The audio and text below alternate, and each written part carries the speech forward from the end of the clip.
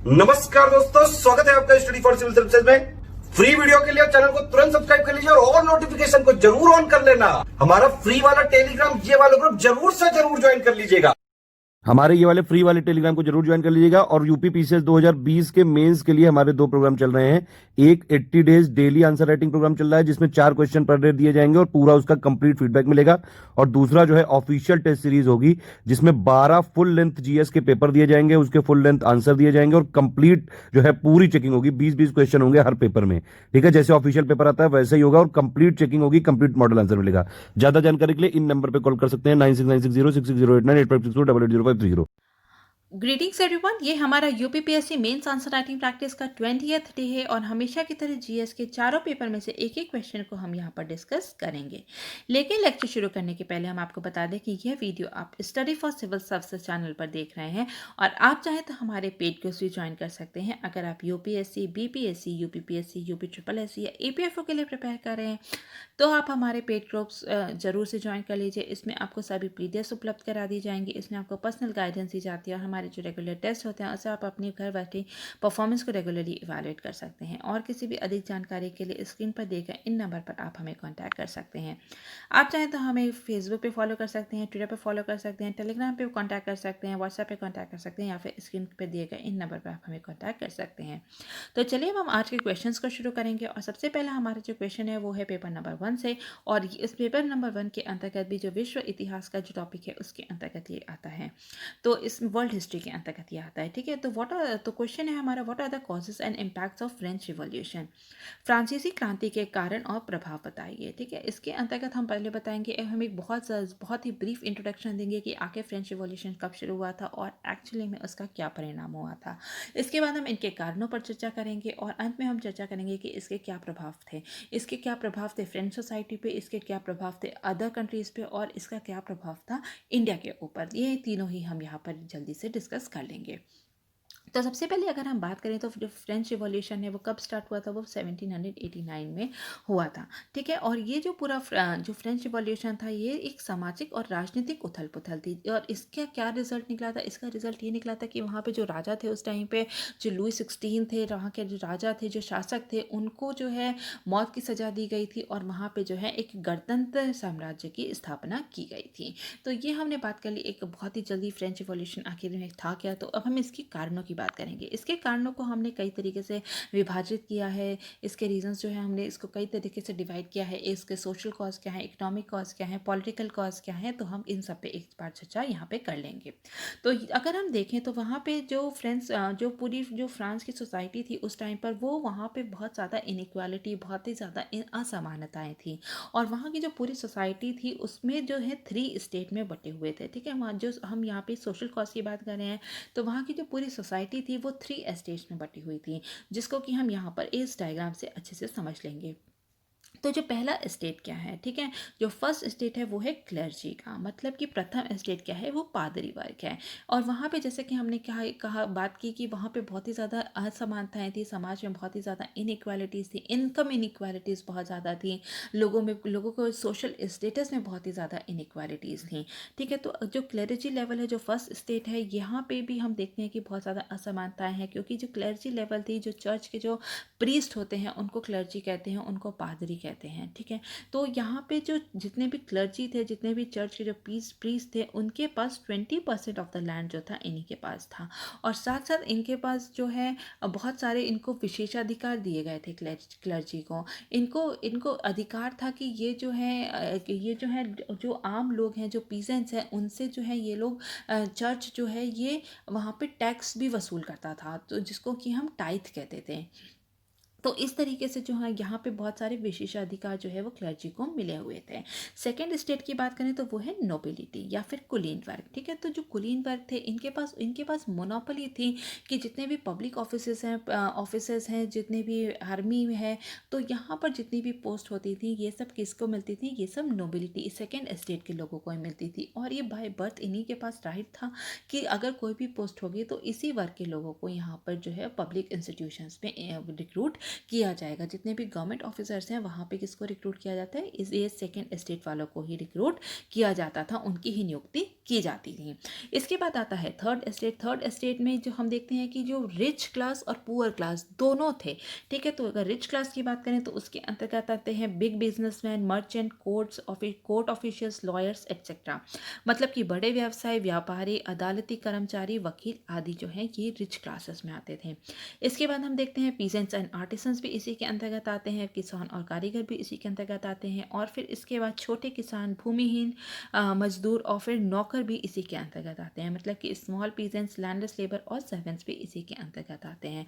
तो जैसा कि हमने बात की कि यहाँ पे बहुत ज़्यादा असमानताएं थी। यहाँ पे जो फर्स्ट और सेकंड एस्टेट थे, ठीक है, इनको बहुत सारे जो है विशेष अधिकार, बहुत सारे प्रिविलेजेस दिए गए थे।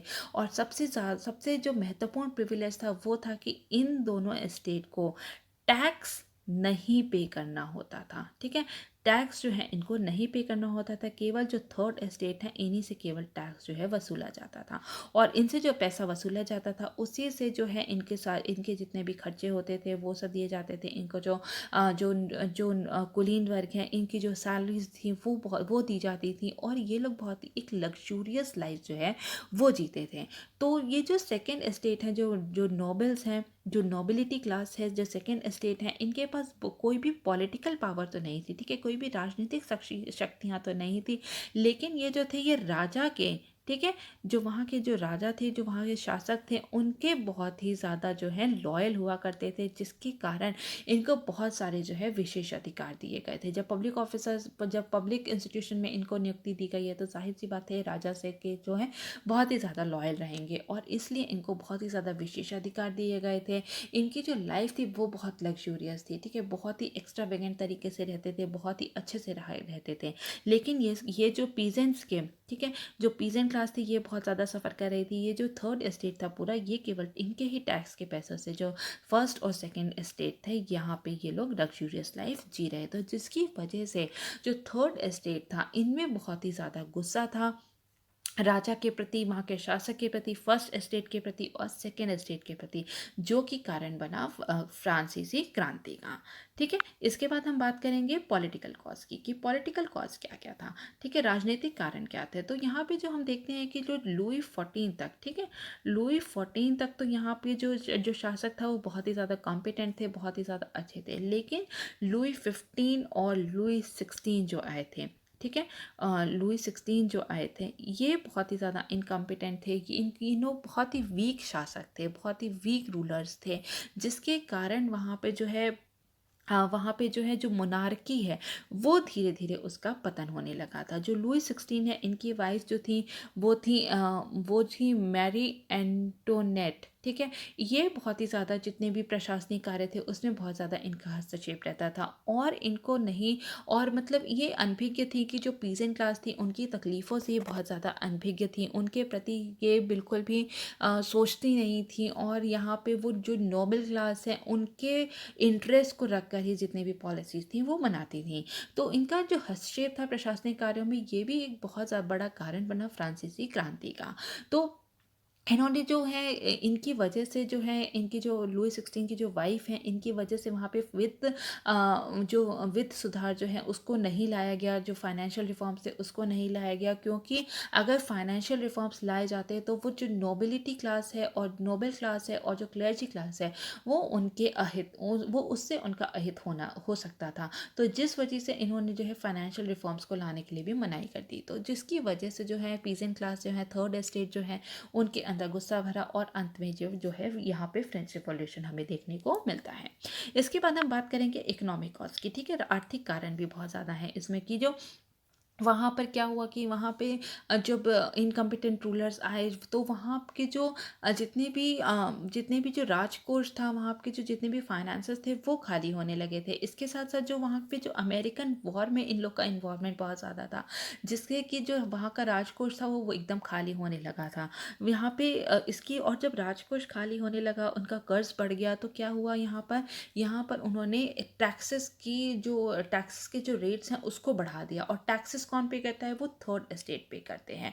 जो पीजेंट्स थी उनकी हालत वैसे ही बहुत ख़राब थी, क्योंकि ऐसा कहा जाता है कि करीब हाफ जो पीजेंट्स की जो आधी सैलरी थी, करीब पीजेंट्स की जो आधी सैलरी थी वो टैक्सेस में ही चली जाती थी। उनको बहुत तरीके टैक्सेस पे करने पड़ते थे। ठीक है, जो पीजेंट क्लास थे, जो थर्ड एस्टेट थे, उनको चर्च को उन्हें टैक्सेस देने पड़ते थे, जिसको हम कहते हैं टाइथ। ठीक है, जिसको हम कहते हैं टाइथ। इसके बाद इनको जो है राजा को जो है उसको राजा को भी टैक्सेस पे करने होते थे, जिसको हम कहते हैं टाइल। ठीक है, जिसको हम कहते हैं टाइल।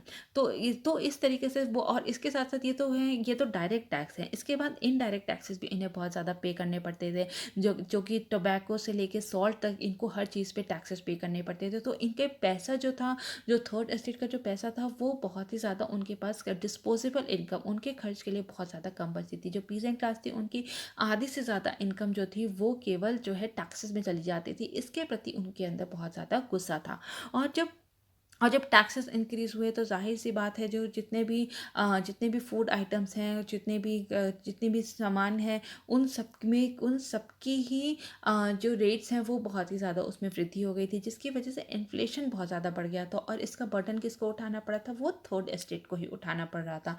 तो इसकी वजह से उनके मन में बहुत ज़्यादा गुस्सा था, और जो कि एक फ्रेंच रिवॉल्यूशन का कारण बना था। ठीक है, इसके बाद हम बात करेंगे कि बहुत ज़्यादा जो रोल ऑफ फिलोसोफर्स का भी बहुत ज़्यादा इसमें रोल था पूरा फ्रेंच रिवॉल्यूशन को लाने में। जो दार्शनिक थे उनकी भी बहुत बड़ी भूमिका थी पूरे फ्रेंच रिवॉल्यूशन को लाने में, जिसमें कि वोल्टेयर हैं, मॉन्टेस्क्यू हैं और रूसो हैं। अब हम एक नज़र उन पर डालेंगे कि आखिर इनकी क्या भूमिका रही थी पूरे फ्रेंच रिवॉल्यूशन को लाने में। तो सबसे पहले अगर हम वॉल्टेयर की बात करें तो इन्होंने क्या किया था, इन्होंने अपनी तरफ जो है वहाँ के शिक्षित वर्ग जो हैं उनका ध्यान आकर्षित किया था। और इन्होंने अपनी राइटिंग्स में जो ये लिखते थे उससे जो है उनमें जितने भी पब्लिक इंस्टीट्यूशंस थे, वहाँ पे जितने भी सरकारी ऑफिसर्स थे, उनके खिलाफ इन्होंने लिखना शुरू किया था कि किस तरीके से वो जो वहाँ के जो थर्ड एस्टेट है उनका शोषण कर रहे हैं। तो उन्होंने वहाँ पे के जो पब्लिक इंस्टीट्यूशंस थे उनको क्रिटिसाइज़ करना शुरू किया, उनकी जो नोबिलिटी क्लास थी, जो क्लर्जी क्लास थी, उनको क्रिटिसाइज़ करना शुरू किया। यहाँ तक कि जो मोनार्की थे, जो शासक थे वहाँ पे, उनको भी यहाँ उन्होंने क्रिटिसाइज़ बहुत ज़्यादा किया था, और लोगों को बताया था कि किस तरीके से इनजस्टिस जो है, जो अन्याय जो है लोगों के साथ हो रहा है, किस तरह से उनका शोषण किया जा रहा है। इस वजह से जो है उन्होंने जो है शिक्षित वर्ग का अपनी तरफ जो है ध्यान आकर्षित किया था। उन्होंने जो बताया था कि जो चर्च है वहाँ पर, ठीक है, चर्च में किस तरीके से करप्शन हो रहा है, किस तरीके से वो जो है भूमि का अधिग्रहण कर रहे हैं, किस तरीके से वहाँ पे पूरे समाज में इनइक्वालिटी जो है वो बहुत ही ज़्यादा फैल रही है। तो जिसके चलते जो है लोगों को अंदर जो है बहुत ज़्यादा गुस्सा था। जो वहाँ पे जो मिडिल क्लास थी, ठीक है, 18th सेंचुरी में वहाँ पे एक नया वर्ग उभर के आया था, जिसको कि हम मिडिल क्लास कहते हैं या फिर हम मध्यम वर्ग कहते हैं। उनमें कुछ लोग ऐसे थे, जो थर्ड एस्टेट के कुछ लोग ऐसे थे जिनके पास बहुत ज़्यादा संपत्ति थी। यहाँ तक कि जो सेकंड एस्टेट थे, जो नोबिलिटी क्लास थी, उससे भी ज़्यादा उनके पास संपत्ति थी, लेकिन उनके पास कोई भी विशेष अधिकार नहीं था, कोई भी प्रिविलेजेस वहाँ पे उनके पास नहीं था। ठीक है, प्रिविलेजेस नहीं था उनके पास कोई भी पॉलिटिकल राइट्स नहीं थी। ठीक है, पॉलिटिकल राइट्स उनके पास नहीं थी। पॉलिटिकल राइट्स का मतलब कि राजनीतिक अधिकार उनके पास कोई नहीं था। इसके साथ साथ उनका सोशल स्टेटस भी उन लोग का कोई भी नहीं था, जिसकी वजह से उनके अंदर बहुत ही गुस्सा था। उस मीडियम वर्ग के अंदर, जो मध्यम वर्ग हैं, जो मिडिल क्लास पीपल हैं, उनके अंतर्गत बहुत ही ज़्यादा गुस्सा था। और फिर बाद में यही जो है फ्रांसीसी क्रांति की एक बहुत बड़ा जो है कारण बना था। और क्योंकि वोल्टेयर को इसका इन्हीं सब बोला गया था कि ये जो है वहाँ के लोगों को भड़का रहे हैं, और फिर इसी कारण से उनको बाद में जो है कंट्री से बाहर कर दिया गया था, फ्रांस से बाहर निकाल दिया गया था। नेक्स्ट अगर हम बात करेंगे तो हम बात करेंगे मॉन्टेस्क्यू की। ठीक है, मॉन्टेस्क्यू जो थे, इन्होंने जो हमारा जो doctrine of separation of power है उस पे बहुत ज़्यादा जोर दिया था। मतलब कि शक्ति का जो प्रतिकरण है इस पूरे डॉक्ट्रिन पे बहुत ज़्यादा जोर दिया था। और उन्होंने जोर दिया था कि जो लोगों के जो मूल कर्तव्यों पे, जो फंडामेंटल राइट्स हैं लोगों के, उस पे बहुत ही ज़्यादा मॉन्टेस्क्यू ने जोर दिया था। और सेपरेशन ऑफ पावर, शक्ति के प्रतिकरण के पे जोर देने के कारण ही वहाँ का जो ऑटोक्रेटिक रूल है, ठीक है, वो जो वहाँ की जो राजशाही थी उसको उखाड़ फेंकने में उन लोगों को मदद मिली थी। इसके बाद हम बात करेंगे रूसो की, ठीक है। रूसो जो है उन्होंने सोवरेनिटी और डेमोक्रेसी पे बहुत ही ज़्यादा जोर दिया था। सोवरेनिटी मतलब संप्रभुता और डेमोक्रेसी मतलब लोकतंत्र। तो संप्रभुता और लोकतंत्र पे बहुत ही ज़्यादा जोर दिया था किसने? रूसो ने। तो उनका मानना ये था कि जो इतने भी लोग हैं उनकी बराबर से हिस्सेदारी होनी चाहिए एक समाज में।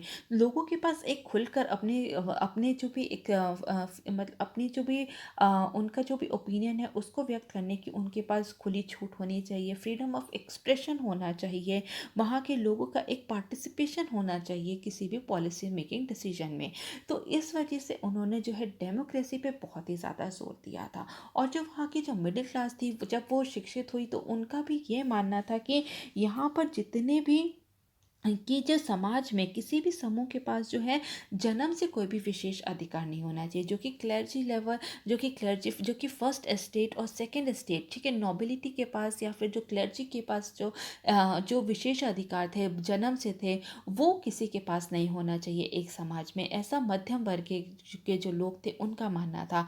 और इसी के चलते उनका कहना था कि किसी भी व्यक्ति की सामाजिक हैसियत का आधार उसकी योग्यता ही होनी चाहिए। उसके जन्म से उन्हें कोई भी विशेष अधिकार प्राप्त नहीं होने चाहिए थे। और जिसकी वजह से जो है यहाँ पर लोगों को जो है उनके अंतर्गत जो है एक पैशन और उनके अंतर्गत एक नेशनलिज्म की भावना को जगाने में मदद मिली थी। और जिसके की कारण जो है वहाँ पे पूरा रिवॉल्यूशन लेकर आया गया था। ठीक है, तो यहाँ पे हम देखते हैं कि जो फिलोसोफर्स जो है उनका भी रोल बहुत ज़्यादा है लोगों को अंदर नेशनलिस्ट की भावना को जगाने के लिए, उनको अवेयर कराने के लिए कि उनके साथ किस तरह से शोषण हो रहा है, समाज में किस तरीके से असमानताएं फैल रही हैं, उनके साथ किस तरीके से अन्याय हो रहा है। तो ये सब काम जो है फिलोसोफर्स ने किया था जिसके कारण कि फ्रांसीसी क्रांति को जन्म दिया गया था।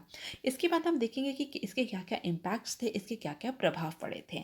तो अगर हम इसके इम्पैक्ट्स और प्रभाव की बात करेंगे तो सबसे पहले हम बात करेंगे कि आखिर फ्रेंच सोसाइटी पे, जो कि फ्रांसीसी समाज है, वहीं पर जो फ्रांस है वहाँ पर क्या इस पूरे फ्रेंच रिवॉल्यूशन का इम्पैक्ट हमें देखने को मिलता है, रिजल्ट देखने को मिलता है। तो सबसे पहले हम देखेंगे जो मोनार्की है वहाँ पे वो एबॉलिश की गई थी। मतलब कि राजशाही को समाप्त कर दिया गया था और इसकी जगह पे गणतंत्र साम्राज्य को स्थापित किया गया था। ठीक है, गणतंत्र को स्थापित किया गया था जो कि हमने पहले स्लाइड में देखा था। तो यहाँ पे राजशाही को समाप्त करके गणतंत्र को स्थापित किया गया था। और यहाँ पे जो संप्रभुता है, ठीक है, सोवरेनिटी है, उस पर बहुत ही ज़्यादा जोर दिया गया था। और ये जो सोवरेनिटी है, संप्रभुता है, ये किसके हाथ में थी? ये वहाँ के लोगों के हाथ में थी। ठीक है, पीपल के लोगों, जितने भी पीपल थे वहाँ पे उनके हाथ में थी। इसके बाद हम देखेंगे डिक्रीज्ड इन्फ्लुएंस ऑफ चर्च के प्रभाव को बहुत ज़्यादा कम किया गया था। वहाँ पर जितने भी जो चर्चेस थे, जितने भी क्लर्जी लेवल थे, जो फर्स्ट एस्टेट थे, उनको बोला गया था कि उनका जो विशेष अधिकार है उसको ख़त्म किया जाता है। और उनके पास जितनी भी भूमि थी उसको भी जो है वहाँ के जो गवर्नमेंट है उसने वहाँ पे ले ली थी। ठीक है, उनके जो विशेषाधिकार जो थे उनको छोड़ने के लिए उन्हें विवश कर दिया गया था जितने भी क्लर्जी थे।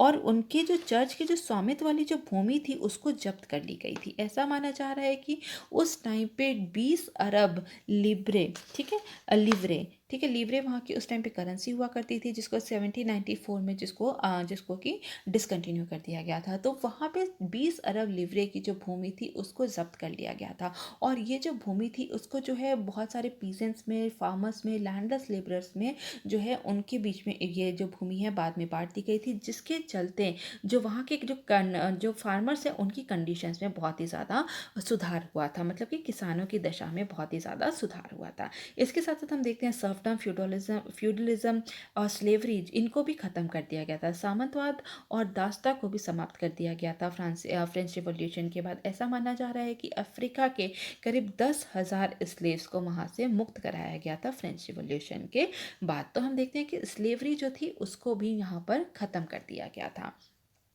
टैक्सेशन जो है, ठीक है, जो कराधान है, जो टैक्सेस थे उनको और ज़्यादा रैशनल बनाया गया था। जितने भी धार्मिक कर थे जो कि चर्च के द्वारा जो है वसूल किया जाता था, जैसे कि हमने बात की थी जो कि था टाइथ, ठीक है, टाइथ। तो ये जो कर था इसको भी समाप्त कर दिया गया था। धार्मिक कर जो था इसको समाप्त कर दिया गया था, और जो टैक्सेशन था उसको और ज़्यादा रैशनल बनाया गया था। वो जो है जो टैक्सेशंस के जो थे उसकी दर को कम कर दिया गया था, और जितने भी जो फर्स्ट एस्टेट और सेकेंड एस्टेट के लोग हैं उनको भी जो है टैक्सेशन के अंतर्गत लेकर आया गया था। तो इसको और ज़्यादा रैशनल बनाया गया था। इसके बाद रिलीजियस फ्रीडम, वहाँ पे धार्मिक स्वतंत्रता भी लोगों को दी गई।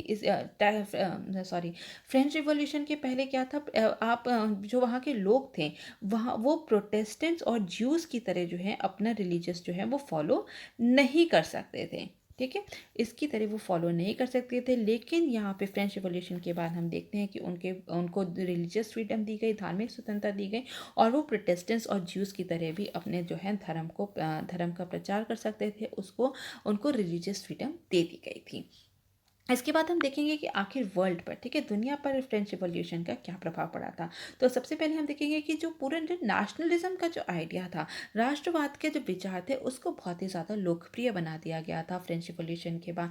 बहुत सारे जो अन्य देश थे वहाँ पे जो राष्ट्रवाद की भावना को जगाने में बहुत ही ज़्यादा मदद मिली थी फ्रेंच रिवॉल्यूशन के बाद। इसने एक एग्जाम्पल सेट कर दिया था जहाँ पे कि ये देखा गया था कि जो नेशनलिज्म है उसके द्वारा जो है कुछ भी हासिल किया जा सकता है, जिसकी वजह से जो है हम देखते हैं कि दुनिया के विभिन्न हिस्सों में क्रांतिकारी आंदोलन हमें उसके बाद देखने को मिलते हैं।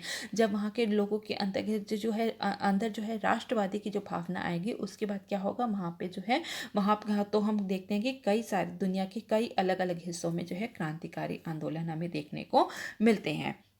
इसी के बाद हम देखते हैं कि जो नेपोलियन बोनापार्ट थे, ठीक है, नेपोलियन बोनापार्ट में जो है उनका भी बहुत बड़ा रोल रहा था। उन्होंने फ्रांस के बाहर यूरोप में कई जगह पर जो है वहाँ पर स्वतंत्रता का, मॉडर्न लॉज का और प्राइवेट प्रॉपर्टी को सुरक्षित करने के लिए बहुत ज़्यादा उन्होंने प्रचार प्रसार किया था, जिसकी वजह से वहाँ पे जो मॉडर्न नेशनलिज्म था उसको बढ़ावा मिला, और जिसकी वजह से वहाँ पे संप्रभु राष्ट्र राज्य की स्थापना की गई थी। सोवरेन नेशन स्टेट्स की जो वहाँ पे जो है कई जगह पर इनकी स्थापना की गई थी। और इसी के बाद हम देखते हैं कि जो फ्रेंच रिवॉल्यूशन है, इसी के बाद फ्रेंच रिवॉल्यूशन ने बहुत बड़ा रोल प्ले किया था। इसी के बाद हम देखते हैं कि ग्रीस की, ठीक है, ग्रीक इंडिपेंडेंस जो थी उसे भी हमें देखने को मिलती है, ठीक है। ग्रीक इंडिपेंडेंस कब मिल रही है, ये है 1830 में। तो यहाँ पे फ्रेंच रिवॉल्यूशन का भी बहुत बड़ा रोल रहा है। इसके बाद हम देखते हैं कि जो नेपोलियन बोनापार्ट थे उन्होंने यूनिफिकेशन ऑफ इटली और यूनिफिकेशन ऑफ जर्मनी में भी बहुत ज़्यादा उनका सिग्निफिकेंट रोल हम देखने को मिलता है। बहुत एक महत्वपूर्ण रोल है यूनिफिकेशन ऑफ इटली और यूनिफिकेशन ऑफ जर्मनी के लिए भी। तो यहाँ पे कई सारे में देखते हैं कि कई सारे विभिन्न जगहों पर देश के अलग अलग भागों में हम देखते हैं कि वहाँ पे संप्रभु राष्ट्र राज्य की स्थापना की गई थी। Liberalism as government form got crystallise in North and South America, ठीक है। तो हम देखते हैं कि इसके बाद उत्तर और दक्षिण अमेरिका में उदारवादी सरकार हमें देखने को मिलती है। इसी के साथ जैसे कि हमने कहा था कि जितनी जो कि स्लेवरी को एबॉलिश किया गया था, तो स्लेवरी को केवल यहाँ पे फ्रांस में ही एबॉलिश नहीं किया गया था, ये हमें देखने को अमेरिका में भी मिलता है, ठीक है। तो जो फ्रांस की जो कॉलोनी है हैती, ठीक है, जो फ्रांस की कॉलोनी थी हैती, उस टाइम पे वहाँ पे यहाँ पे भी स्लेवरी को एबॉलिश किया गया था। इसके साथ साथ यहाँ पे भी रिपब्लिक फॉर्म ऑफ गवर्नमेंट को लाया गया था, ठीक है। इसको भी गणराज्य बनाया गया था, और ये अमेरिका का ऐसा पहला देश है जो कि ब्लैक पीपल द्वारा जहाँ पे रिपब्लिक को इस्टेब्लिश किया गया था, जहाँ पे कि गणतंत्र को स्थापित किया गया था। तो ये हम देखते हैं कि अलग अलग जगह की जो फ्रेंच रिवॉल्यूशन है उससे हम जो विदेश के अलग अलग हिस्सों में भी जो है इसका प्रभाव हमें देखने को मिलता है। इसके बाद हम बात करेंगे कि आखिर इंडिया पर या भारत पर इसका क्या प्रभाव पड़ा था पूरे फ्रेंच रिवॉल्यूशन का। तो सबसे पहले हम देखेंगे कि यहाँ पर जो है हम देखते हैं कि राजा राम मोहन रॉय जो थे ये बहुत ही ज़्यादा इंटरेस्टेड थे। इनको बहुत ही ज़्यादा ये बहुत ही ज़्यादा जो है वहाँ के जो फैल रहे यूरोप में जो फैल रहे विचार थे उससे बहुत ही ज़्यादा प्रभावित हुए थे, और उन्होंने जो पूरी फ्रेंच रिवॉल्यूशन है उसको बहुत ही बारीकी से उस पर जो है उस पर रिसर्च की थी, उस पर पढ़ाई की थी, और उसके बाद जो है उन्होंने सामाजिक धार्मिक सुधार समाज की स्थापना की थी, जैसे कि आत्मीय सभा है, ब्रह्म समाज है, इस तरीके की उन्होंने स्थापना की थी। तो राजा राम मोहन रॉय जो थे उन वो जो है वो पूरे फ्रेंच रिवॉल्यूशन से बहुत ही ज़्यादा प्रभावित हुए थे, और जो कि जब वो आइडियल्स जो हैं उन्होंने उन आइडियल्स को यहाँ पर इंडिया के ठीक है इंडियन सोसाइटी में भी इस्टेब्लिश करने के लिए उन्होंने कोशिश की, और उन्होंने बहुत सारी ऐसी रिलीजियस सोशल रिलीजियस सोसाइटीज़ बनाई जैसे कि आत्मीय सभा और ब्रह्मो समाज। तो इस तरीके से हम देखते हैं कि जो फ्रेंच रिवॉल्यूशन के जो आइडियल्स हैं वो यहाँ पर भी इंडिया में भी उसने बहुत ही ज़्यादा जो है अपना असर दिखाया था। और जैसे कि हम जानते हैं कि जो राजा राम मोहन रॉय हैं उनको जो है फादर ऑफ रिनासा कहते हैं, ठीक है, फादर ऑफ इंडिया रिनासा कहते हैं। तो यहाँ पर जो है मॉडर्न इंडिया का जो उनको जनक कहते हैं राजा राम मोहन रॉय को, और उन्होंने जो आइडियल्स कहाँ से लिए थे वो लिए थे फ्रेंच रिवॉल्यूशन से। इसके बाद हम देखते हैं टीपू सुल्तान के ऊपर, ठीक है। टीपू सुल्तान जो है उन्होंने एक जैकोबिन क्लब जो है मैसूर में जो है 1794 में इस्टेब्लिश किया था, और ये हम जैकोबिन क्लब देखते हैं कि फ्रेंच रिवॉल्यूशन के बाद जो है फ्रांस में भी इस्टेब्लिश किया गया था, और इसमें जो है वहाँ के जो लोग हैं ये एक जो यंग पीपल है वो उन्होंने एक संगठन बनाया था जिसको कि जैकोबियन क्लब कहते हैं, और उन्होंने रिपब्लिक पर, ठीक है, गणतंत्र पे बहुत ही ज़्यादा जोर दिया था। और यही इसी तरह और वहाँ से प्रभावित होकर जो टीपू सुल्तान है उन्होंने इंडिया में जैकोबिन क्लब मैसूर में बनाया था 1794 में, और ये इंडिया में भारत में पहली क्रांतिकारी गणतंत्रीय संगठन थी, ठीक है। तो ये हम देखते हैं कि यहाँ पे राजा राम मोहन रॉय और टीपू सुल्तान के ऊपर भी फ्रेंच रिवॉल्यूशन का बहुत ज़्यादा प्रभाव हमें देखने को मिलता है। इसके साथ साथ हम देखते हैं जो भारतीय राष्ट्रवादी स्वतंत्रता संग्राम में, ठीक है, जब जो इंडियन नेशनल फ्रीडम था उसकी जो पूरा वॉर ऑफ इंडिपेंडेंस था उसके अंतर्गत भी हम देखते हैं कि लिबर्टी, इक्वालिटी एंड फ्रेटर्निटी जैसे आदर्श जो है उनको शामिल किया गया था। स्वतंत्रता, समानता और बंधुत्व के आदर्श को शामिल किया गया था, और बाद में हम देखते हैं कि जो हमारा प्रियम्बल है, ठीक है, जो हमारा प्रस्तावना है उसके अंतर्गत भी जो लिबर्टी, इक्वालिटी एंड फ्रेटर्निटी जैसे आइडियल्स को शामिल किया गया है। तो इंडियन सोसाइटी में भी हम देखते हैं बहुत ही ज़्यादा इसका फ्रेंच रिवॉल्यूशन का हमें प्रभाव देखने को मिलता है।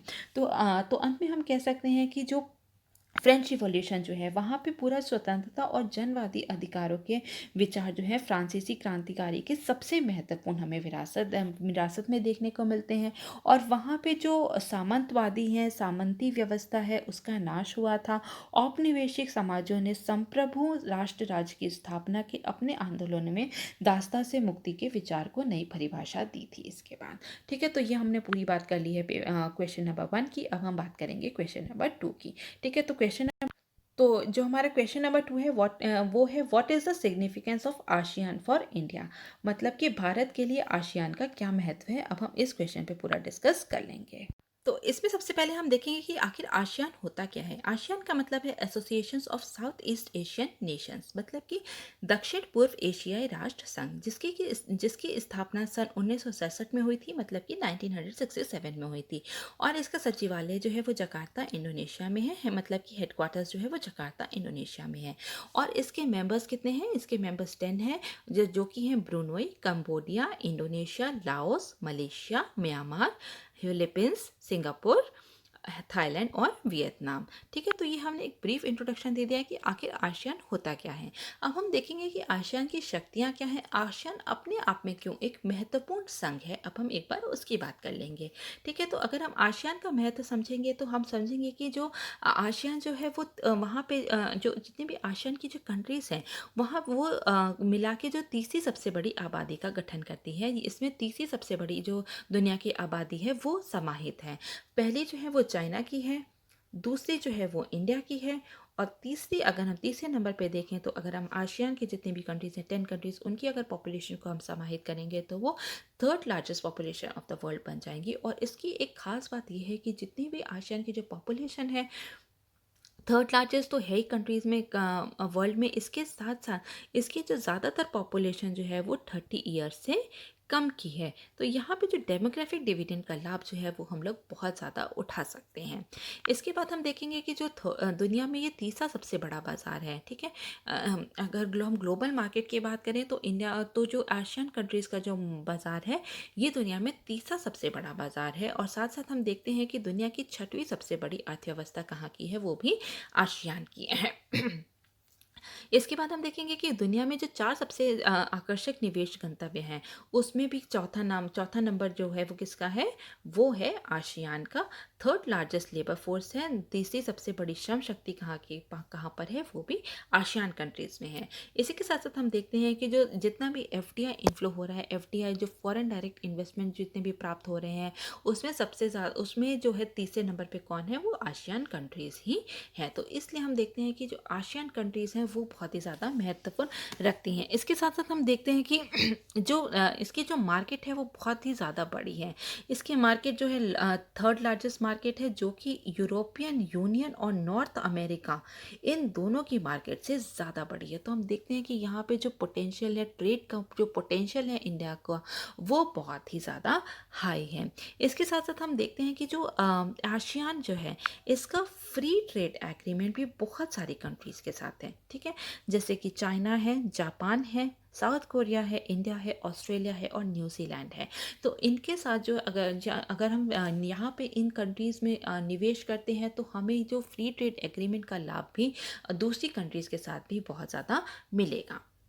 इसके बाद हम देखेंगे कि आखिर इंडिया के लिए क्यों महत्वपूर्ण है, सिग्निफिकेंस फॉर इंडिया, इंडिया के लिए क्या महत्व है यहाँ पे, जो कि क्वेश्चन का एक्चुअल पार्ट है। तो अगर हम देखें तो important for India's act east policy, Bharat की एक्ट ईस्ट पॉलिसी के लिए बहुत ही ज़्यादा महत्वपूर्ण है आसियान, ठीक है। जैसा कि हमने देखा कि जो 2014 के पहले तक, ठीक है, 2014 के पहले इंडिया का जो मोटो था वो था लुक ईस्ट पॉलिसी, ठीक है, लुक ईस्ट पॉलिसी। लेकिन 2014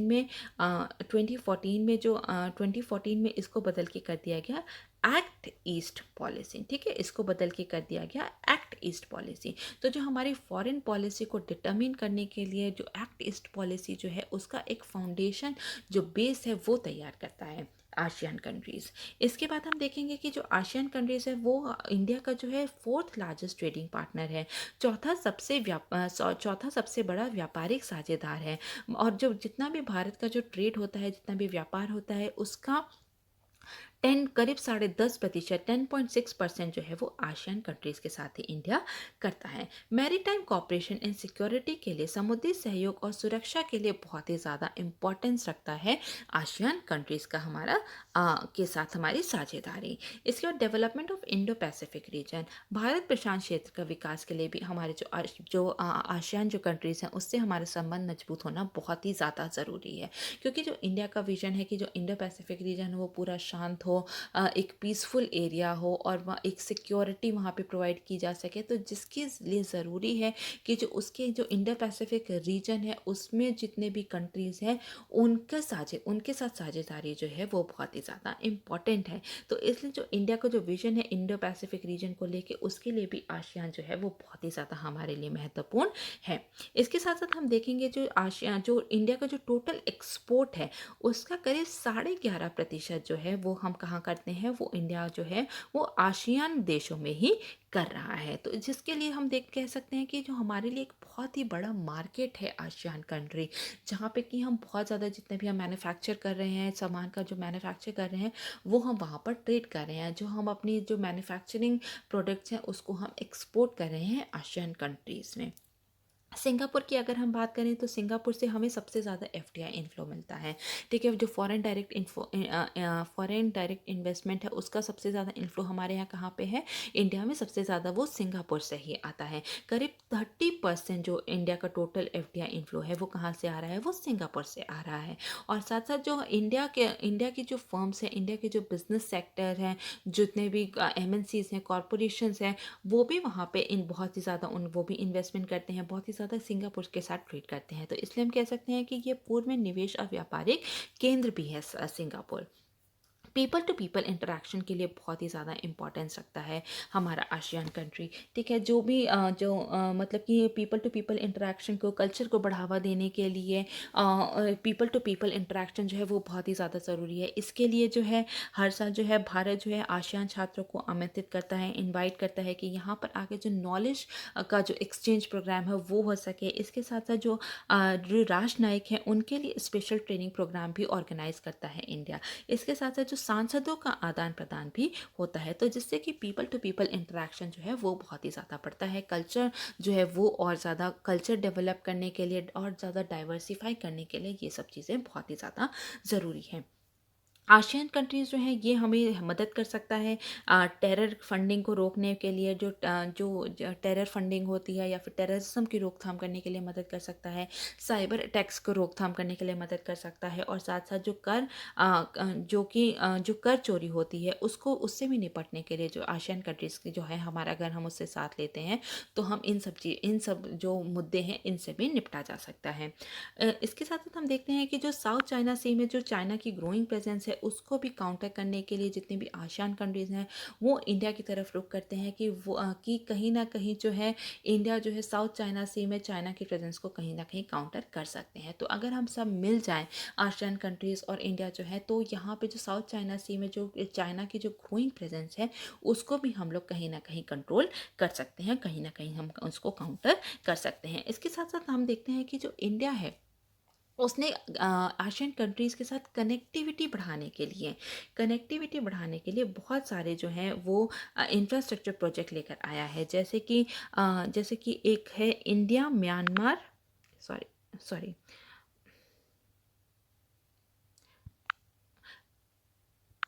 हाँ, सो सॉरी, वो है इंडिया म्यांमार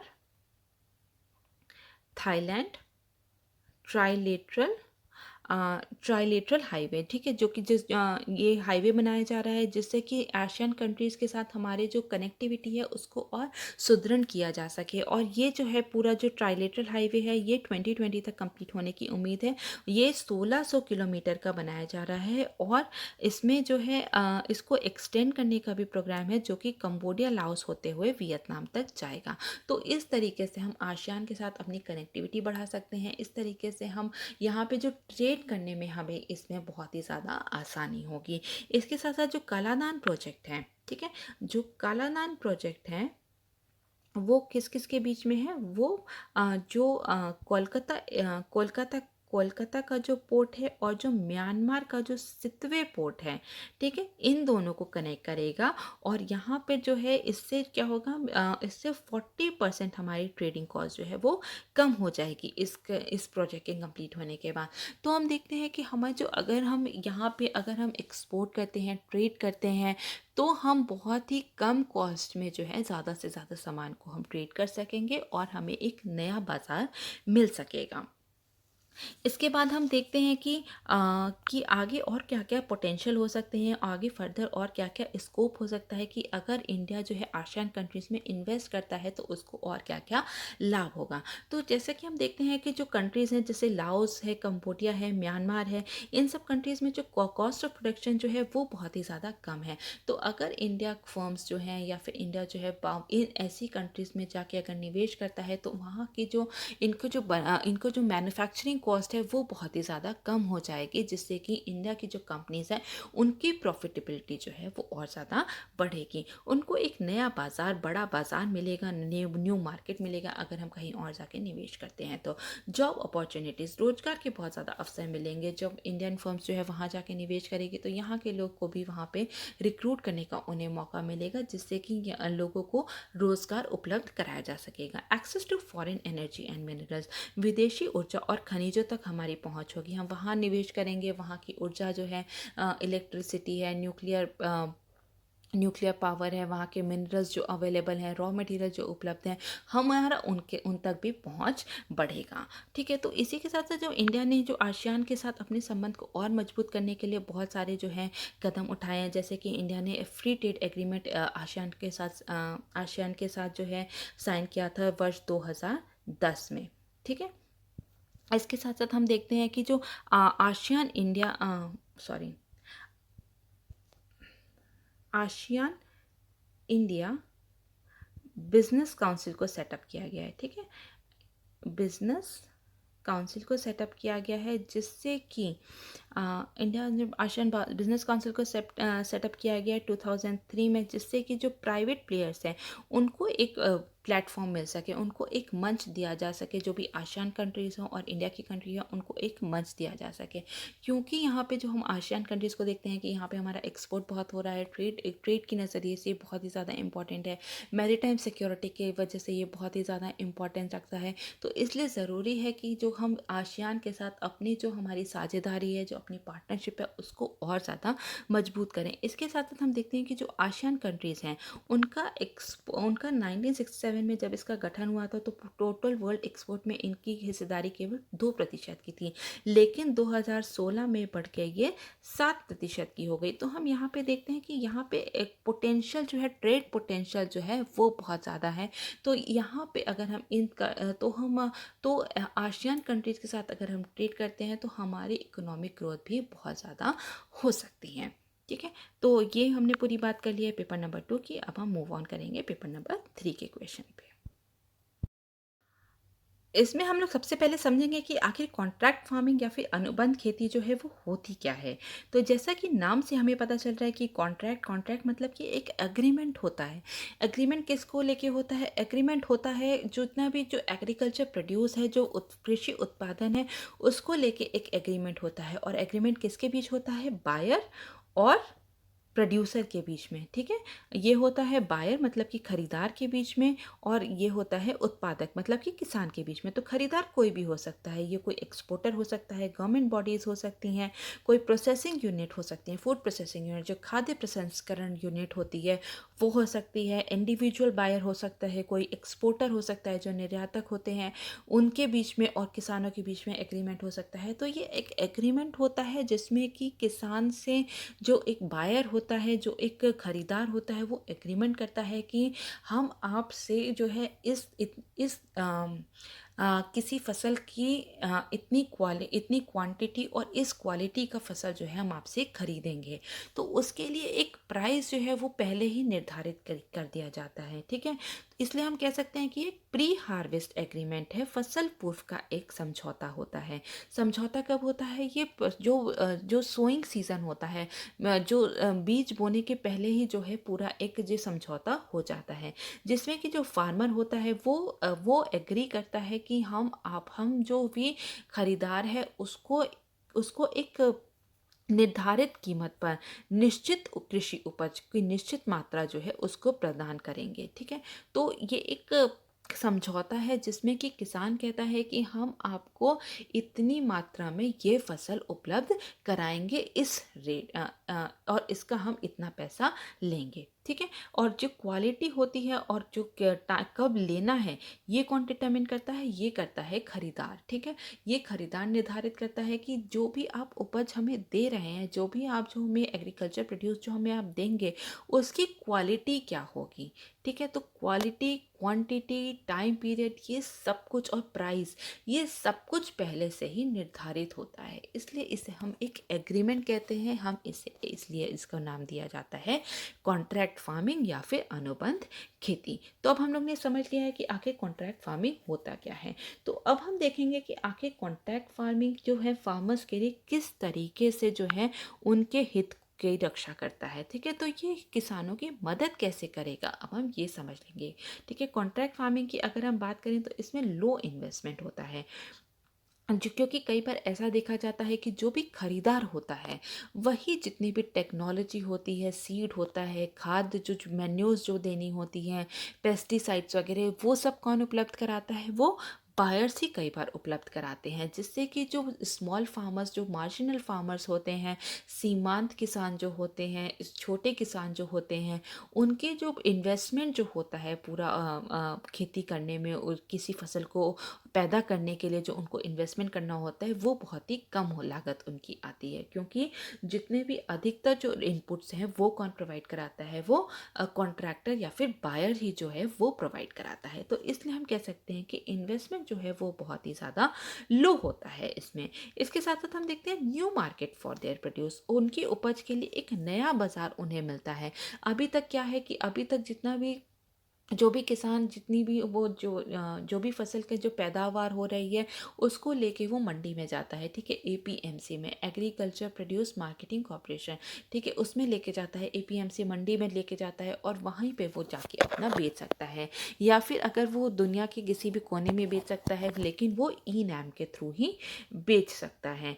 लेकिन अब यहाँ पर किसानों को एक नया मार्केट मिल रहा है कि जहाँ पर कि बायर जो है उनके पास खुद आते हैं और उनके जो है उनकी फसल की डिमांड करते हैं और उसका रेट, क्वालिटी, क्वांटिटी जो है वो सब कुछ पहले से ही निर्धारित किया जाता है। तो इसलिए हम कह सकते हैं कि किसानों की उपज के लिए उनको एक नया बाजार मिलता है।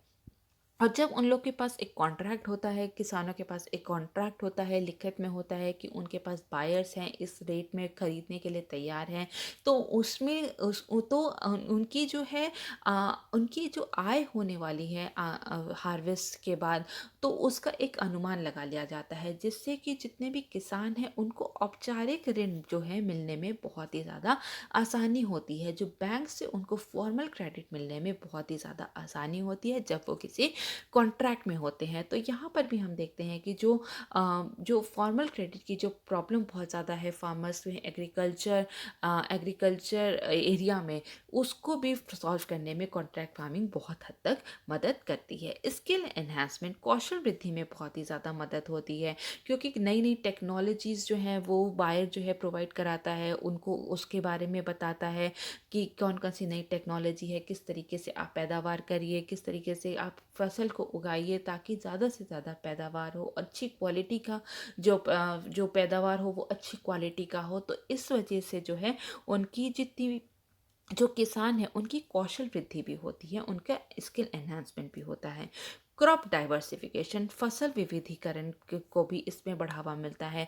क्योंकि अभी तक क्या है, जो किसान जो है वो वही फसल उगाना जो है वो उसको उसी को वरीयता देता है, प्रेफरेंस उसी को देता है जिसका कि सरकार द्वारा एमएसपी जो है डिक्लेयर किया जाता है, मिनिमम सपोर्ट प्राइस जिसका डिक्लेयर किया जाता है। तो मिनिमम सपोर्ट प्राइस जो है वो अभी केवल 23 ही ऐसे फूड ग्रेन्स है जिसके लिए जो है डिक्लेयर किया जाता है। तो जो किसान जो है वो इन्हीं 23 में से जो है मिनिमम, जिनके मिनिमम सपोर्ट प्राइस जो है डिक्लेयर होता है, उसी में से कोई चूज़ करके वो उसी की पैदावार करता है।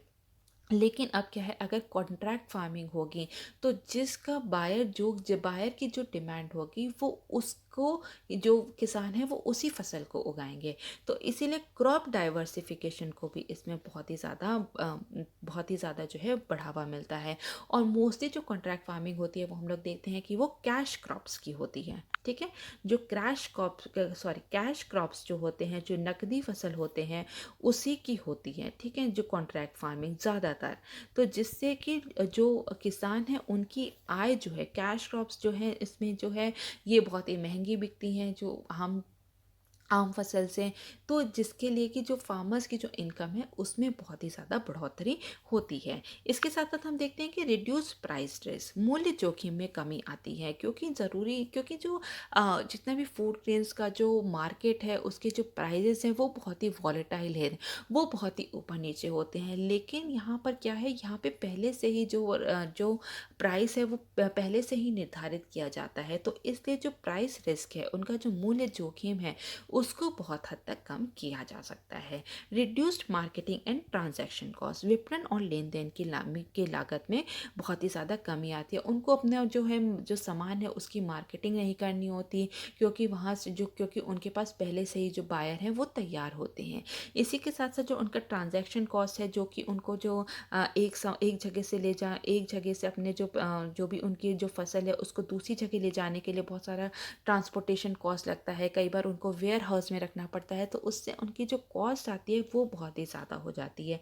लेकिन यहाँ पे क्या है, कॉन्ट्रैक्ट फार्मिंग में जब वो फसल तैयार हो जाती है तो जो बायर होता है वो खुद आके वहाँ खेत से ही जो है पूरा उनका फसल जो है जो एग्रीकल्चर प्रोड्यूस है वो वहाँ से ले जाता है। तो इस तरीके से जो किसानों की जो उनकी जो मार्केटिंग कॉस्ट आती है और जो ट्रांजैक्शन कॉस्ट आती है वेयर हाउसिंग के लिए, ट्रांसपोर्टेशन कॉस्ट, वो सब बहुत ज़्यादा कम हो जाती है, जिससे कि जो किसानों के पास जो पैसा है, जो उनको प्राइसेस मिल रहे हैं वो ज़्यादा से ज़्यादा उन्हीं के पास रहता है।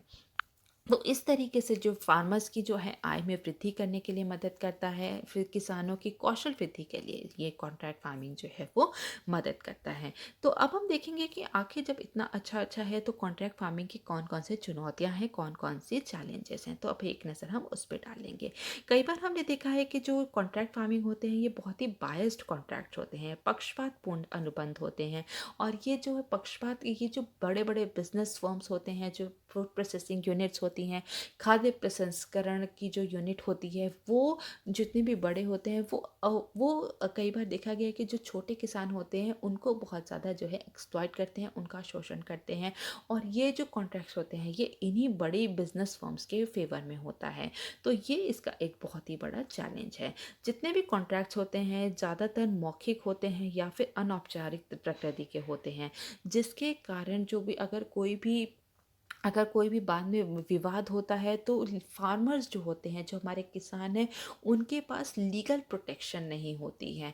ठीक है, तो यहाँ पे एक ये भी बहुत बड़ी हमें चुनौती देखने को मिलती है। कई बार ऐसा होता है कि जो प्राइसेस जो ऑफ़र किया जा रहा है, बायर जो प्राइसेस ऑफ़र करता है, जो कि उनको कभी कभी कीमतें जो हैं, जो वो कीमतों की जो पेशकश होती है वो बाज़ार मूल्य से कम होती है।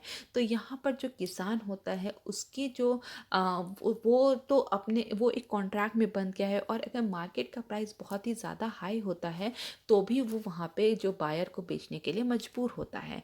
तो इसलिए हम देखते हैं कि यहाँ पे भी जो किसान है कई बार उनको जो है नुकसान झेलना पड़ता है। Risk of below quality crop production, निम्न गुणवत्ता वाले फसल उत्पादन का जोखिम होता है, क्योंकि जैसे कि हमने बात की कि क्वालिटी, क्वांटिटी, टाइम पीरियड की कब उठाया जाएगा, और जो इतने भी प्राइसेस हैं वो सब निर्धारित पहले से ही होते हैं। पर कई बार होता है कि जो क्रॉप की जो क्वालिटी होती है वो उतनी जो कॉन्ट्रैक्ट में है उस तरीके से नहीं निकल के आती है, तो जिससे कि जो नुकसान किसको झेलना पड़ता है, वो फार्मर्स को ही झेलना पड़ता है। Preference of cash crops under contract farming, अनुबंध खेती के तहत नकदी फसलों को वरीयता दी जाती है। ठीक है, जो जितने भी कैश क्रॉप्स होते हैं उसको दी जाती है, तो जिसकी वजह से जो फूड क्रॉप्स होते हैं, जो हमारे खाने वाले क्रॉप्स होते हैं, जो फूड ग्रेन्स होते हैं, सीरियल्स होते हैं, उनका कहीं ना कहीं उनकी जो पैदावार हो जो है वो बहुत ही ज़्यादा हमें कम देखने को मिलती है। सिंगल यूज्ड सीड्स, एकल प्रयुक्त बीज यूज़ होते हैं, क्योंकि ये जो जितने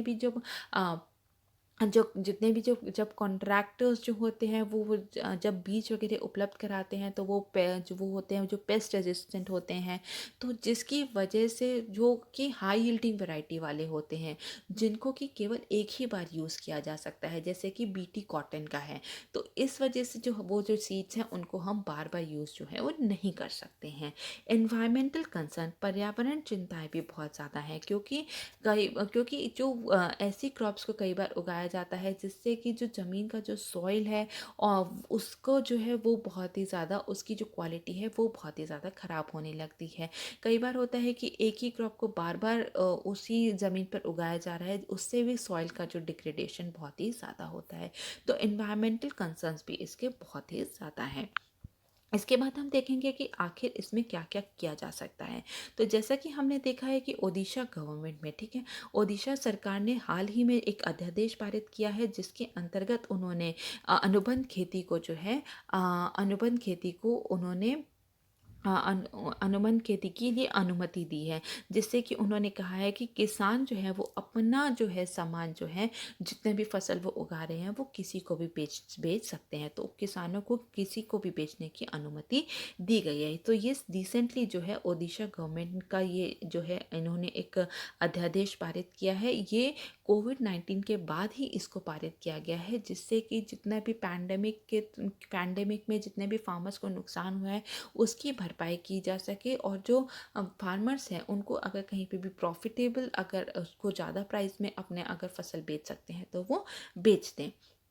इसके साथ हम देखते हैं कि अभी जो न्यू फार्मर्स बिल आया है, ठीक है, उसमें भी कॉन्ट्रैक्ट फार्मिंग का प्रावधान है। तो उसके अंतर्गत उसके जैसे कि हम जानते हैं कि न्यू फार्मर्स बिल जो है उसके अंतर्गत 3 बिल हैं। तो जो कॉन्ट्रैक्ट फार्मिंग के ऊपर जो बिल है उस वो है the farmer empowerment and protection agreement of price assurance in farm services bill 2020, ठीक है। तो ये बिल लेके आए गए इसके अंतर्गत, ठीक है, इसके अंतर्गत क्या कहा गया है कि जितने भी जो भी किसान है वो किसी एग्रीकल्चर बिजनेस फर्म्स को, प्रोसेसर्स को, होलसेलर्स को, एक्सपोर्टर्स को, लार्ज रिटेलर्स को, ठीक है, जो भी अपना जो फार्मिंग प्रोड्यूस है वो पहले से ही जो निर्धारित मूल्य है उस पर बेचने के लिए उनको अनुमति दे दी गई है।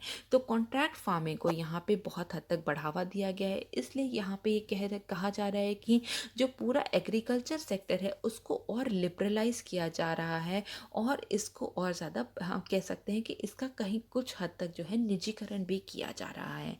तो इसके अंतर्गत जो है इस मार्जिनल और जो स्मॉल फार्मर्स हैं, छोटे किसान जो हैं, उनको बहुत ही ज़्यादा ऐसा अनुमान लगाया जा रहा है कि उनको बहुत ज़्यादा फ़ायदा होगा, क्योंकि यहाँ पे जो है वो उनको जब कॉन्ट्रैक्ट के ज़रिए जब वो करेंगे तो उनके जो है उनके जो प्रोड्यूस है उसको एक निर्धारित मार्केट जो है वो मिलेगी।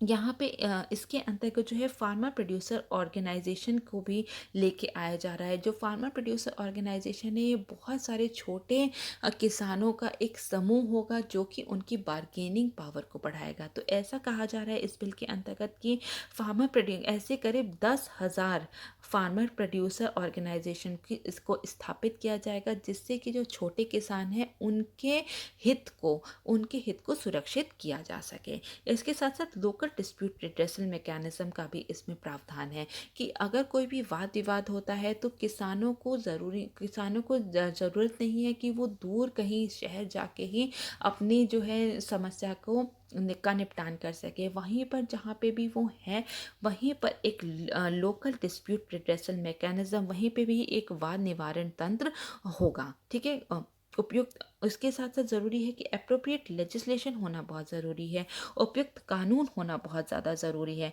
जो भी फार्मर्स हैं इनको और भी बहुत ज़्यादा लाभ होगा इस पूरे बिल के अंतर्गत, क्योंकि जितने भी बायर्स जो हैं वो वहीं से जो है वहाँ जहाँ पे उनका खेत है वहीं से जाके वो अपने जो है जो जितना भी फसल है उसको वहीं से उठाएंगे, और जो पेमेंट होगा वो विदिन 3 डेज करने का ही इसमें प्रावधान रखा गया है। तो यहाँ हम देखते हैं कि कॉन्ट्रैक्ट फार्मिंग को बढ़ावा जो है सरकार बहुत ज़्यादा दे रही है इस बिल के अंतर्गत।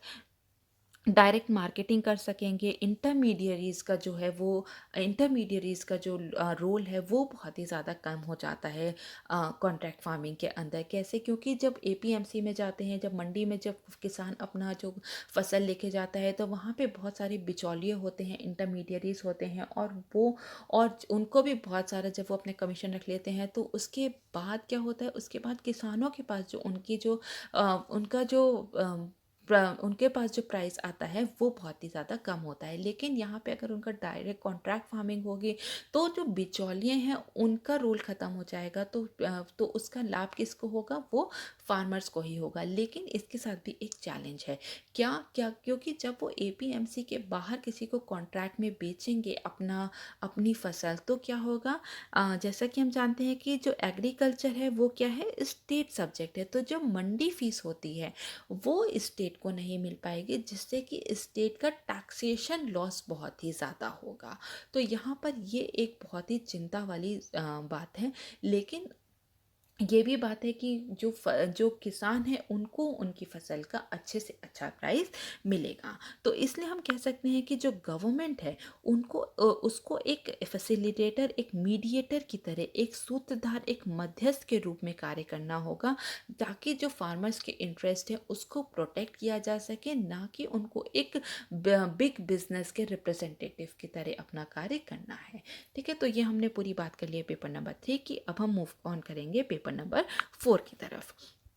तो पेपर नंबर 4 का क्वेश्चन है, define values, also discuss different types of values. मतलब कि मूल्य को परिभाषित करें, साथ ही साथ विभिन्न प्रकार के मूल्यों को पर भी चर्चा करें। तो अब हम इस क्वेश्चन को पूरा देख लेंगे। तो सबसे पहले हम लोग बात करेंगे कि आखिर वैल्यूज़ या फिर मूल्य होता क्या है। तो वैल्यूज़ या मूल्य हम कह सकते हैं कि ये एक ऐसी हमारे गुण है, या ये ऐसी हमारी प्रेफरेंसेस होती हैं, ये ऐसा हमारा मौलिक विश्वास है जो कि हमारे विचारों को और हमारे एक्शंस हैं, हमारे जो कार्य हैं उनको प्रभावित करता है, उनको निर्देशित करता है। ये मतलब हम कह सकते हैं कि ये फंडामेंटल बिलीव्स हैं जो कि हमारे थॉट्स एंड एक्शंस को गाइड करता है।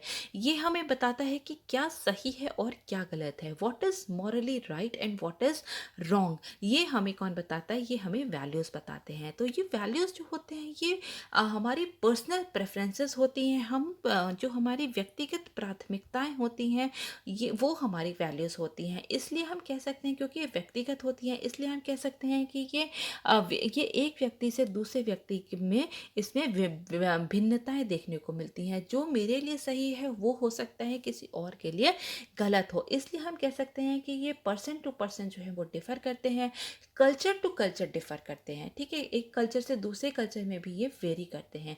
किसी कल्चर में अगर कोई एक चीज़ सही है तो दूसरे कल्चर में वो गलत भी है। जैसे कि हम जानते हैं कि जो थारू प्रजाति के लोग हैं, ठीक है, वहाँ पे भी मरने पे जो है वहाँ पे रोया नहीं जाता है।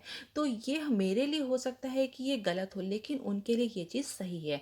तो कल्चर टू कल्चर जो है वो जो है ये वेरी कर सकते हैं वैल्यूज़, और ये हमें बताते हैं कि हमें किस तरीके से अब हमारे जो एक्शंस हैं, हमारे जो थॉट्स हैं वो किस तरीके से होने चाहिए। और ये जो किस तरीके से जो डेवलप होते हैं, इसको विकसित किस तरीके से किया जाता है। तो ये जो सोशलाइजेशन का जो प्रोसेस होता है, समाजीकरण का जो प्रोसेस होता है, उससे इसको विकसित किया जाता है। तो जो सोशलाइजेशन हम कहाँ पे उठ बैठ रहे हैं, इससे बहुत बड़ा जो है हमारे जो आसपास के लोग कौन है, संगति का असर जो कहते हैं, उससे हमारे जो वैल्यूज़ होते हैं, जो हमारे मूल्य होते हैं, उस पर बहुत ज़्यादा प्रभाव पड़ता है कि हम हम किस फैमिली में हैं, कौन से स्कूल में हैं, हमारा पीयर कैसा है, हमारे जो दोस्त हैं वो कैसे हैं, हमारी सोसाइटी कैसी है। तो इन सब से जब हम इन सब से समाजीकरण, इन सब से सोशलाइज करते हैं, तो इन सब से हमारी जो वैल्यूज़ होती हैं वो डेवलप होती हैं, उनका विकास होता है।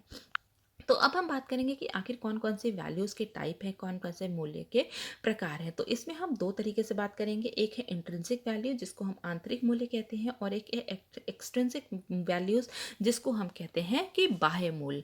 ठीक है, तो ये जो हमारे जो इंट्रिंसिक वैल्यूज़ होते हैं ये खुद में ही पूर्ण होते हैं।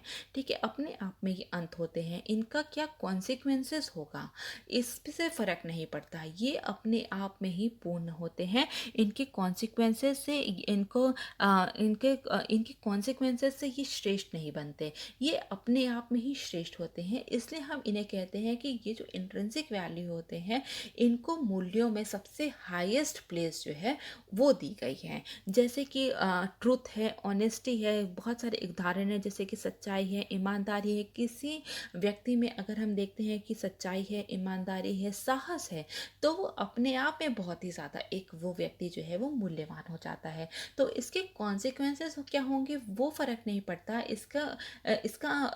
इसका जो है इसका परिणाम क्या होगा ये इम्पोर्टेंस नहीं रखता, या जो ये खुद में ही जो है वो पूर्ण होते हैं और खुद में ही जो है वो श्रेष्ठ होते हैं। और इसी की तरह इसी के साथ हम देखेंगे एक्सट्रिंसिक वैल्यू। एक्सट्रिंसिक वैल्यू जो बाह्य मूल होते हैं वो जो होते हैं उनके परिणाम हमें बताते हैं कि वो श्रेष्ठ हैं कि नहीं। इसलिए जो है हम इसलिए कह सकते हैं कि ये किसी चीज़ तक या किसी समाप्ति तक पहुंचने के लिए सिर्फ एक साधन मात्र है, ये एक मीन्स टू एन एंड है। ये पूरा जो भी प्रक्रिया है उसका जो समाप्ति है उसका केवल एक छोटा सा भाग है, वो उसको हम कहते हैं एक्सट्रिंसिक वैल्यू। ठीक है, इनका परिणाम इन्हें श्रेष्ठ बनाता है। इनका जो परिणाम होता है वो इन्हें श्रेष्ठ बनाता है, और ये एक साधन के रूप में ही इनका प्रयोग किया जाता है। जैसे कि मनी, ठीक है, जो पैसा है, वो पैसा हम लोग पैसे से कोई चीज़ खरीद सकते हैं या फिर हम क्या चीज़ उससे लेते हैं वो उसका परिणाम हमें बताता है कि यह पैसा किस तरीके से कमाया गया है। उसका परिणाम हमें बताता है कि ये पैसा कि इसकी एक्सट्रिंसिक वैल्यू, इसका मूल्य क्या है। इसी तरीके से चश्मा जो है ये अपने आप में पूर्ण नहीं है, ये चश्मे को जब कोई व्यक्ति लगाता है तब उसका मूल्य निकल के आता है। तो इसलिए हम इसको कहते हैं एक्सट्रिंसिक वैल्यू। ठीक है, तो यहाँ पे हमने दो तरीके से बात कर ली है, एक इंट्रिंसिक वैल्यू और एक एक्सट्रिंसिक वैल्यू, मतलब कि आंतरिक मूल्य और बाह्य मूल्य। इसी के साथ साथ जो मूल्य के और भी कई प्रकार हैं जो कि हम लोग फिर से और भी देख लेंगे। जैसे कि पर्सनल वैल्यूज़ होती हैं, ठीक है, जब हम सेल्फ जो कि स्वयं से संबंधित होती हैं। व्यक्तिगत मूल्य क्या होता है, जो कि स्वयं से संबंधित होती हैं, रिलेटेड टू सेल्फ होती हैं, जैसे कि आत्मसम्मान, आत्मनिर्भरता। तो ये क्या होते हैं, ये हमारी पर्सनल वैल्यूज़ होती हैं। जब हम आत्मसम्मान को जब हम स्वयं को ज़्यादा प्रेफरेंस देते हैं तो वो होती है हमारी पर्सनल वैल्यूज़। इसके बाद हम देखेंगे social values related to other people's wellbeing. ठीक है, जब हम दूसरों के लोगों की भलाई के संबंधित में भी सोचते हैं तो हम उसको कहते हैं सोशल वैल्यूज, जैसे कि समानता है, शांति है। इसके बाद हम देखेंगे मॉरल वैल्यूज। मॉरल वैल्यूज वो होती हैं जो हमें बताते हैं कि क्या सही है और क्या गलत है। ठीक है, तो ये हमें ये निर्धारित करने में मदद करता है कि क्या सही और क्या गलत है। फिर होती हैं कुछ पॉलिटिकल वैल्यूज। पॉलिटिकल वैल्यूज होती हैं जो सामाजिक संस्थाओं का जब हम मूल्यांकन करते हैं, जब हम उसको लेबल करते हैं कि ये संस्थाएं जो हैं, ये वैल्यूज़ जो हैं, हम उसको इवैल्यूएट करते हैं और उसके बाद जो है हम किसी एक पॉलिटिकल पार्टी को जो है इलेक्शन में जाके एक वोट देते हैं। तो वो हमारी पॉलिटिकल वैल्यू है, वो हमारी पॉलिटिकल प्रेफरेंसेस हैं कि हम किसके आइडियल को ज़्यादा अच्छे से समझते हैं, किससे ज़्यादा रिलेट कर पाते हैं। तो ये हो गए हमारे पॉलिटिकल वैल्यूज़। इसके बाद है रिलीजियस वैल्यूज़, मतलब कि धार्मिक मूल्य। हम किस धर्म को पालन करते हैं, हम किस धर्म का पालन करते हैं, ये भी हमारी पर्सनल चॉइस है, ये हमारा पर्सनल वैल्यू है। तो ठीक है, तो ये कई प्रकार के वैल्यूज़ हैं जिसको कि हमने दो तरीके से हमने इसको डिवाइड किया है, एक इंट्रिंसिक वैल्यू और एक एक्सट्रिंसिक वैल्यू। और दूसरा हमने जो है इसका डिवीजन किया है वो हमने personal values, social values, moral values, political values and religious values में किया है। ठीक है, so that is all for now. ये भी हमने पूरा कर लिया है फोर्थ क्वेश्चन। तो so that is all for now. Thank you so very much.